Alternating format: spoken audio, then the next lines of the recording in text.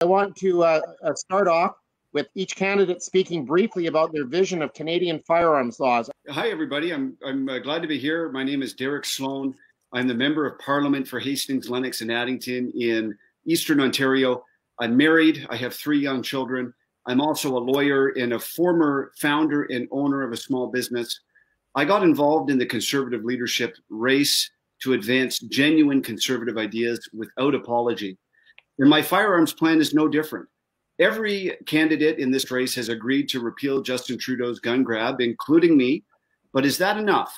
Is it enough to just undo what Justin Trudeau has done? I will actively expand gun rights for legal firearms owners. After all, I am one. I have a restricted license, and I actively shoot on my own property here north of Belleville, Ontario. I believe I'm the only candidate who can say that. My plan is about much more than repealing Justin Trudeau's gun grab. It's about taking back ground lost long ago in the firearms debate. It's about restoring the right to use your firearms as you are licensed to do. It's about restoring the right to self-defense with the judicious use of a firearm. I'll read my plan briefly. It's long. You can see it on my website at dereksloan.ca, but I'll go through it quickly. I want to remove nonviolent firearm offenses from the criminal code. I want to enshrine in law the right to use firearms judiciously for self-protection, whether at home or some other place. This means enshrining the specific right of non-retreat when in one's home, and to clarify that an intruder in one's home is presumed to be dangerous. I want to reinstate firearms training with cadets. I want to encourage involvement in cadets in high schools and other public venues. I want to eliminate the automatic check of legal firearms owners when stopped for a traffic offense. I would like to increase magazine capacity. This does not deter anybody of ill intent and is easily contravened by those who wish to do so. I want to repeal and replace the Firearms Act with something more sensible. I want to make sure that we don't sign on to any UN treaties that would impact firearm ownership, such as the Arms Trade Treaty. I would like to simplify the classification system by removing the restricted class. There can be different levels of licensing, but once authorized to use a particular gun, you should be free to use it as any other gun. Therefore, this would allow handgun hunting and handgun protection, as has been the case before in Canada for many years. I want to have a shall issue criteria for licensing based on objective criteria and an appeals process for refusal to issue a license. Do you see firearms control as a public safety issue best addressed in criminal law, or as a regulatory matter best administered by regulation? And we'll start this time. I think we'll go with Mr. Sloan. You can head off this one. So I believe that firearms control, when it comes to ownership and training and safety, should be a regulatory matter. We're all lawyers here as far as candidates go. And we know that criminal law is intended to address a moral ill. And that is the purpose of what criminal law is intended to do. And if you forget to renew your firearms license, that's not a moral ill, that's a mistake. So I don't believe that criminal law should address the control of firearms. I think, of course, if somebody shoots somebody illegally, that is a criminal law matter. So I do believe that regulation or regulatory matters are the best way to deal with firearms control, and that is the way that my plan would be structured. Thank you. The second question is, will you lead CPC policy to support deregulation of nonviolent firearms offenses from the criminal code? Yes, I think that this is absolutely something that needs to be done. Again, the criminal code needs to be the focus of moral ills, so violent crime. Nonviolent firearms offenses need not be in the criminal code. And we know of many stories of people who have made mistakes or done things that are clearly not criminal in nature, and yet have had long legal battles that have lasted for years and have sometimes ruined people's lives, both financially and emotionally. And I think that that's a major problem. So I also believe we need to scrap the Firearms Act and replace it with something new. I believe that we need to trust our gun owners, and my plan is based on that. If you meet the criteria for licensing and training, you should have That means we trust you. You should have the ability to use your gun. Putting more restrictions on legal gun owners does not in any way lead to public safety. It does not in any way reduce gun crime. And I think we need to push that narrative.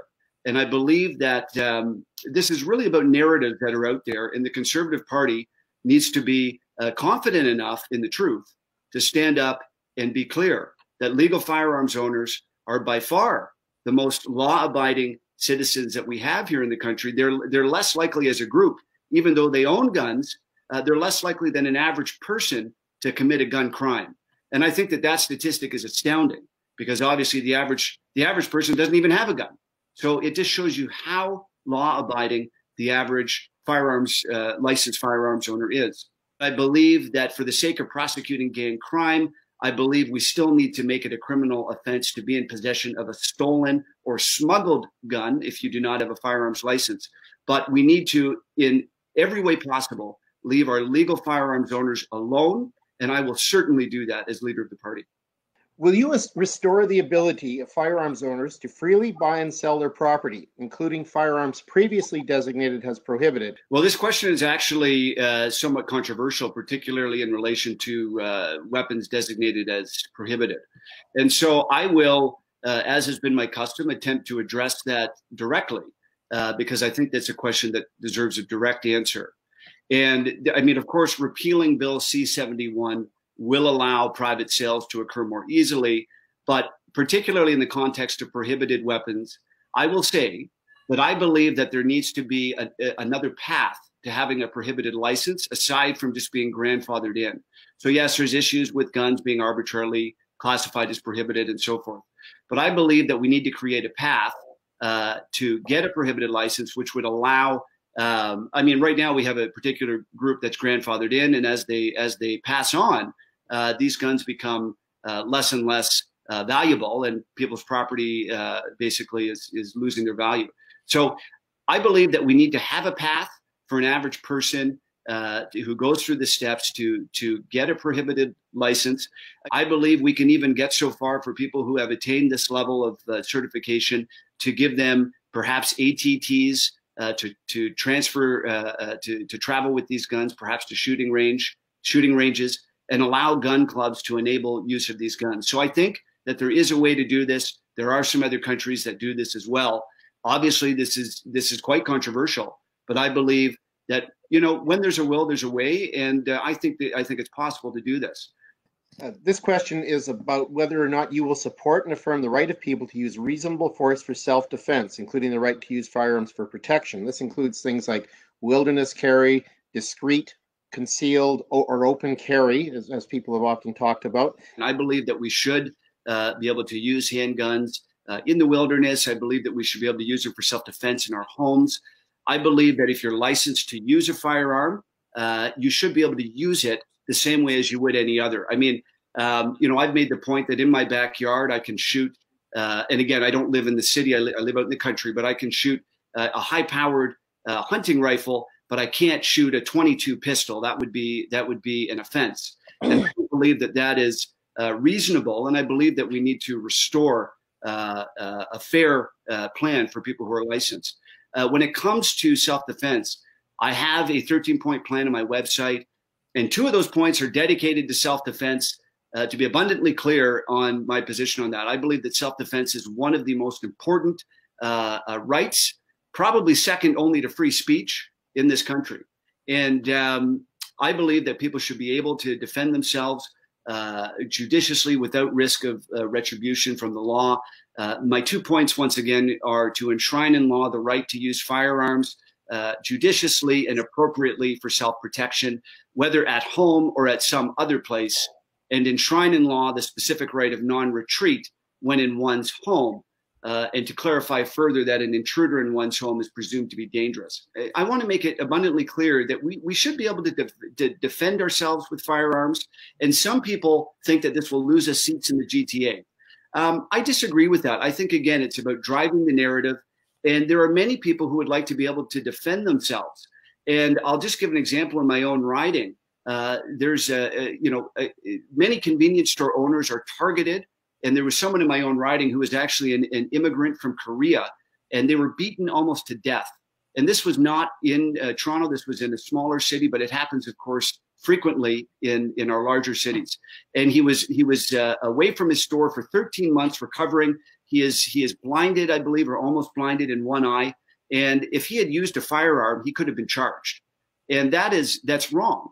And I believe it should be a fundamental right in a free country to defend yourself. So I believe that we can gain ground on this. We need to drive the narrative. Of course, we have to be tough on crime and tough on smuggling. I believe that we can gain ground on gun rights. And as I said, I'm a licensed gun owner myself, and I believe that it is about educating the public. All of the candidates in this race have agreed to repeal Justin Trudeau's gun grab, his order in council, and that's a minimum requirement. I will advance gun owner rights in specific ways. I've listed them for you today. Self-defense laws, for example, enabling handgun hunting and self-defense. I will provide a path to a prohibited license that would solve the problem of people being unable to sell or pass on their property. My plan is about much more than repealing Justin Trudeau's gun grab. It's about taking back ground that we've lost long ago in the firearms debate. Like I said, in Canada, there's all kinds of things that with the right training and with the right background checks you can do. I have also proven in this race that I will not back down when I'm challenged. When I said that our chief public health officer, Dr. Theresa Tam, should be fired, I was accused of being racist, and some politically correct elements in our own party tried to kick me out. And even though my career was on the line, I didn't back down. You've seen the example I've set when the going gets tough, and that's what you can expect from me in a leadership position. I won't back down under pressure from the media. I've been there. I've proved that.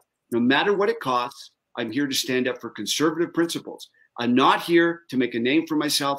I'm not here to feather my nest. I'm here to make a difference. Thank you for the candidates for showing up, and we'll be in talks. We'll see everybody from the audience. Thank you, everyone that tuned in. Take care.